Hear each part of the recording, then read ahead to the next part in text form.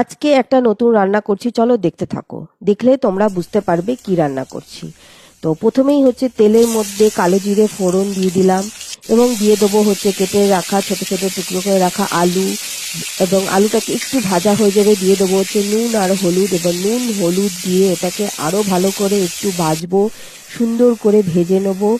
এবং ভেজে নেওয়ার পরে এই পেস্টটা তৈরি করছি। এই পেস্টটা পোস্ত, সর্ষে, কাঁচা লঙ্কা, দু চার কোয়া রসুন, পেঁয়াজ আর টমেটো দিয়ে করব। এই হচ্ছে মেন জিনিস, যেটা গরমকালে সবাইকে খেতে হয়, যেটা হচ্ছে সজনে ফুল। এবং যখন আলু